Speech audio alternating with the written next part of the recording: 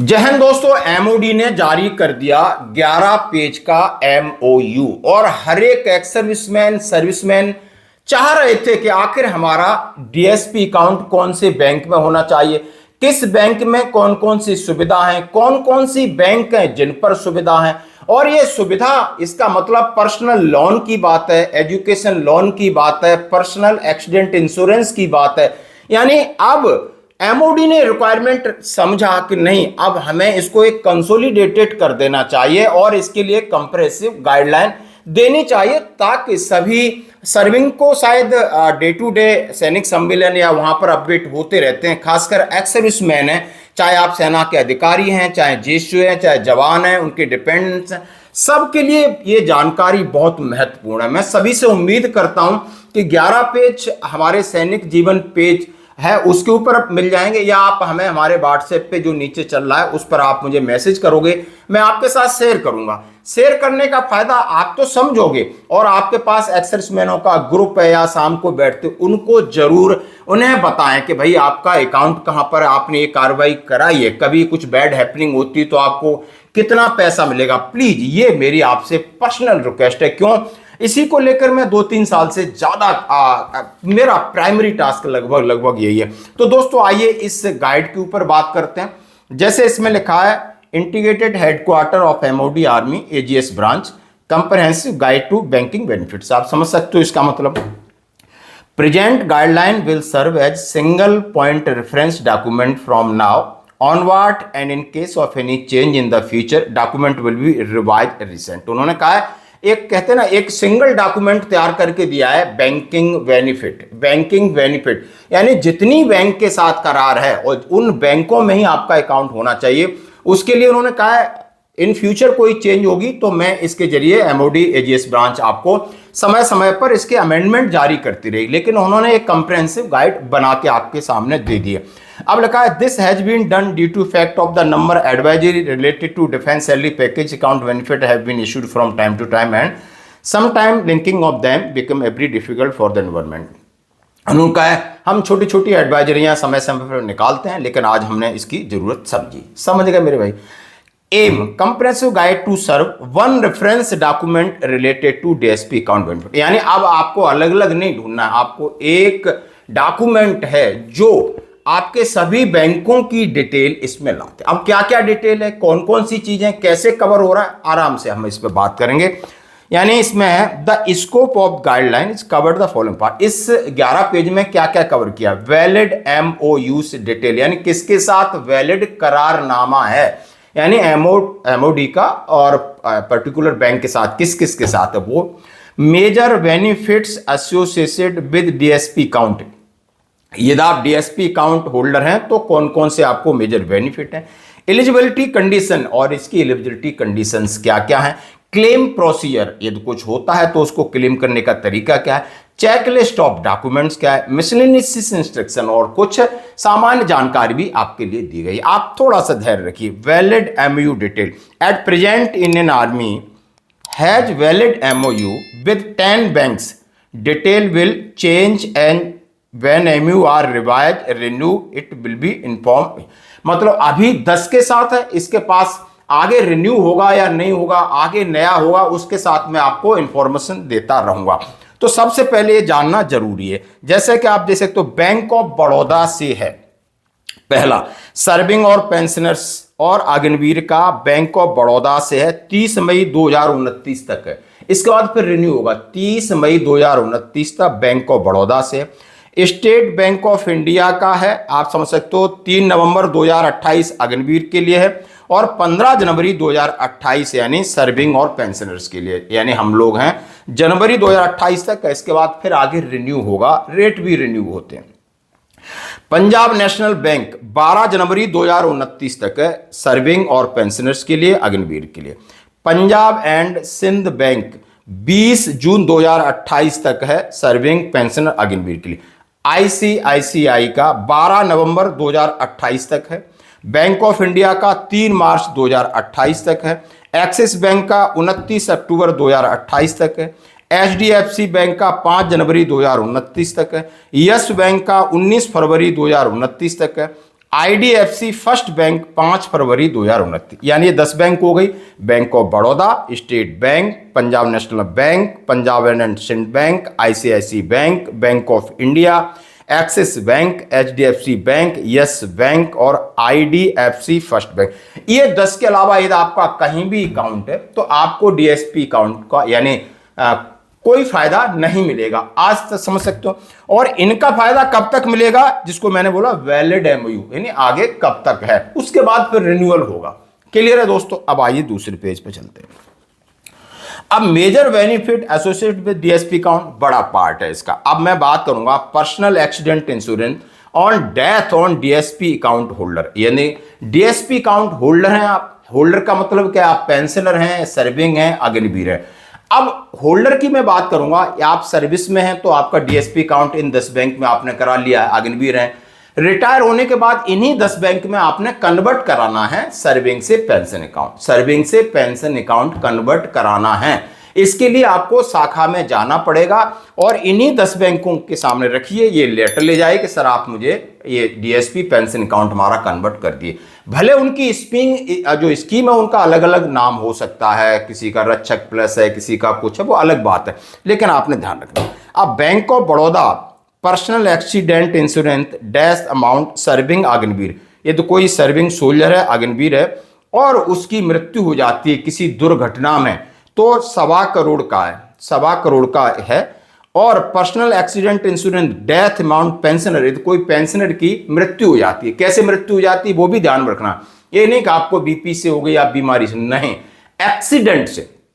Accident, आप road पे जा रहे हैं बाइक से, किसी ने ठोक दिया, यस, आप किसी ने गाय ने मार दिया, कहीं के काम कर रहे थे ऊपर से गिर गए, या मतलब इस तरीके की मतलब एकदम कहते ना अचानक आपकी मृत्यु होती है, उसके ऊपर ये है।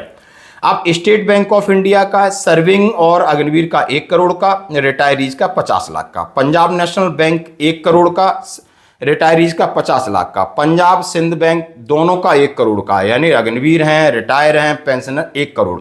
आईसीआईसी बैंक 1 करोड़ 50 लाख का। बैंक ऑफ इंडिया ये 1 करोड़ दे रही है सर्विंग का, लेकिन रिटायरीज का सिर्फ 10 लाख दे रही है। एडिशनल फ्री ग्रुप इंश्योरेंस का उसने कुछ और क्लॉजेज डाल दिए, ध्यान रखना। बैंक ऑफ इंडिया 10 लाख का दे रही है वैसे। Axis bank 1 crore 50 lakh, HDFC 1 crore 1 crore, yes bank 1 crore 40 lakh, IDFC first bank 90 lakh regular salary वाले हैं, 60 लाख मंथली क्रेडिट ऑफ 15,000 है। और इन्होंने कुछ कंडीशन डाल दिया है, यानी आईडीएफसी फर्स्ट बैंक ने अलग अलग इनकी कंडीशन है। यदि किसी का अकाउंट है, ये लेटर ले जाना, मैनेजर से मिलना, नहीं समझ में आता है आप हमारी बात करा सकते हो, मैं बड़े उनसे तहजीब से बात करेंगे, समझेंगे। Condition for availing relief in case of death, sorry, death should only be due to accident which means a sudden unforeseen and involuntary event causes by external visible and violent means. SBI, PNB, ICICI, Yes Bank have extended PI cover death in high altitude due to हापो और हाको के, इसमें भी किसी की serving की मृत्यु हो जाती है उसको भी कवर देगा। अदरवाइज इन्होंने कहा है कि आपकी अनफॉरसीन इनवॉलंटरी इवेंट और एक्सीडेंट सडन आपके साथ, natural death and suicide are not covered in PI benefit. आप समझ सकते, नेचुरल डेथ है या आप सुसाइड किया है, कुछ नहीं मिलेगा। Every bank has their on procedure of submitting document for claims, यानी हर एक बैंक का अपना क्लेम का तरीका है डॉक्यूमेंट का। Terms and condition as given in MOU required we follow.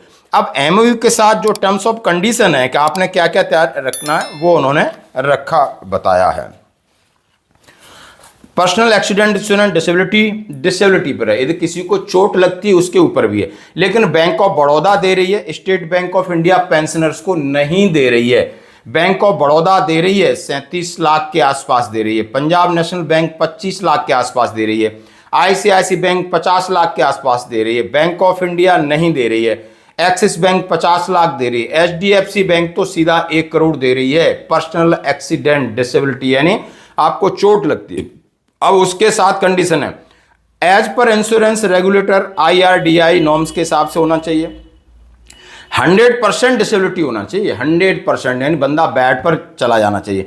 Medical certificate required है। Disability only due to accident covered under scheme है। Claim with prescribe time must be submitted. Certificate given by MH accepted by most bank, however disability awarded by, यानी medical MH recommendation करेगा और 1 महीने के अंदर ये कार्रवाई है। अब एयर एक्सीडेंट है, इसी तरह सभी का एयर एक्सीडेंट है, लगभग ये किसी का 1 करोड़ से कम नहीं है एयर एक्सीडेंट है। यदि आप हवाई दुर्घटना में आपकी मृत्यु हो जाती है तो इसका ये एक पेज है। उसके बाद additional cover on defence salary package, additional चीजें भी हैं, यानी आपको प्लास्टिक सर्जरी है, इंपॉर्टेंट मेडिसिन है, डेथ, यानी आपकी उसके अंदर एडिशनल कवर भी किया गया है। हर एक बैंक ने अपना अपना किया है। यदि आप बाकी दुर्घटना, एयर दुर्घटना के अंदर घायल हो जाते हो तो उसमें अलग अलग आपके ट्रीटमेंट के लिए कौन कौन से पैसा है। अब इसके बाद कहूँगा additional assistance on defence salary package. State bank education benefit, यानी कुछ लोन की सुविधा। Education benefit 8 lakh for male, 10 lakh for girl 18 से 25 साल के बीच में। Girl child marriage benefit 10 lakh for 2 girls child 18 से 25 साल। इस तरीके से यानी शादी के लिए और लोन के लिए भी, एजुकेशन लोन की भी अलग अलग बैंकों का है। मैंने सिर्फ आपको एसबीआई का बताया, बाकी बैंक का भी इसमें आप देख सकते हो। अदर बैंकिंग फैसिलिटीज है। Bank of Baroda personal loan at attractive rate of interest depending on type of loan. Overdraft up to 3 lakh average of last 2 month salary 10 lakh, यानी आप बैंक ऑफ बड़ौदा में डीएसपी अकाउंट है तो उसको आपको लोन की सुविधा है। लोन की अलग अलग कंडीशन है कि आपका कितना मंथली पेंशन आ रहा है, इसके ऊपर है। स्टेट बैंक का लोन कंसेशन 100% फ्री है। फ्री अल्टीमेट ट्रांजेक्शन वगैरह है, 10 ट्रांजेक्शन दिया है इन्होंने, बाकी कुछ नहीं दिया है। इस तरीके से पंजाब नेशनल बैंक में भी housing loan, car loan, personal loan के ऊपर अलग अलग कंडीशन है। पंजाब सिंध बैंक की अलग अलग कंडीशन है। आईसीआईसी, मतलब हर एक बैंक ने अपना अपना अलग अलग हिसाब रखा है। आप जिस बैंक से आप ये लीजिए, समझिए, बैंक मैनेजर से मिलिए। अब eligibility condition, the following are the general eligibility condition claiming the insurance amount. Account of serving person Agniveer must have been converted into defence salary account, mention it must insure, यानी कहा है कि सबका account DSP होना चाहिए। Serving है तो serving वाला, पेंशन है तो पेंशन वाला। Casualty must be accident in nature, suicide, natural death are not eligible for personal accident insurance benefit. Injury accident should not be under the influence of any alcohol या drugs. आपका accident या घटना होती है तो आपके अंदर ड्रग या अल्कोहल नहीं होना चाहिए। Injury should not be self sustained, आपकी गलती नहीं होना चाहिए। Accident should not have been as a result any breach of law, आपने कोई कानून को तोड़ करके कोई काम कर रहे हैं फिर उसमें नहीं माना जाएगा। Eligibility condition differ every bank, अलग अलग हर बैंक का है। क्लेम प्रोसीजर आपका nearest branch public bank which individual was holding the account must be intimated that in within 30 days in case of disability. Regular form must be collected. Common error, अब इसमें क्या चाहिए, sum of the common mistake observed regarding PI claim which result in rejection no benefit upon casualty, यानी कौन कौन से claim हैं, किस वजह से रिजेक्ट होते हैं, ये समझना है। Postmortem report and FIR not mention death as accident, आपने पोस्टमार्टम कराया, एफआईआर कराया, ले डेथ एज एक्सीडेंटल नहीं लिखा है तो वो गड़बड़ी होगी। माना कि उनको हॉस्पिटल आपने कहीं इंजरी हुई, उनको नहीं पता, हॉस्पिटल वाले ने पोस्टमार्टम किया, वो कुछ और अंग्रेजी लिख रहे, लेकिन उनको ऊपर डेथ का कॉज एक्सीडेंटल है, उसके बाद वो अपने तमाम चीजें जो ऑर्गन्स की बात लिखते हैं। एफआईआर में भी ये मेंशन हो जाए। Account has not been update to DSP account of the concern in bank, उस बैंक में उसका डीएसपी सर्विंग या रिटायर्ड जो भी है अकाउंट हो रहा है। डिले इन सबमिशन, डिले भी नहीं होना चाहिए। Account open with bank not having MU, ऐसी बैंक में अकाउंट है जहां पर हमारा इंडियन आर्मी के साथ करार नहीं।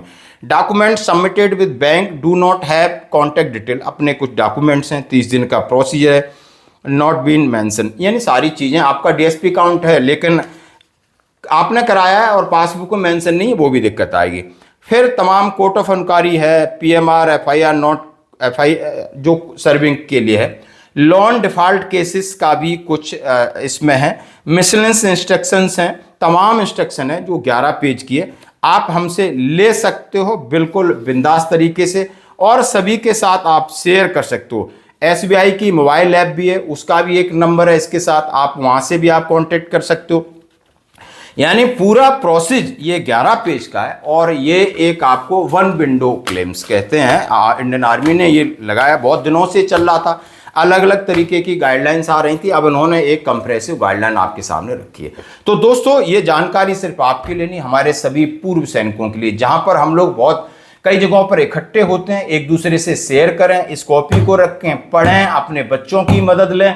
यानी इस काम के लिए क्या क्या जरूरी है, सबसे पहला या आप रिटायर्ड होके आते हो तो अपना डीएसपी इन 10 बैंक के हिसाब से अपना अकाउंट कन्वर्ट करा लीजिए, और उसके बाद भगवान ना करे ऐसा हो, यदि होता भी है तो फिर आपके नेक्स्ट ऑफ किन के लिए ये सामने चीज रखिए। बहुत सारे लोगों का क्लेम हुआ है। धन्यवाद।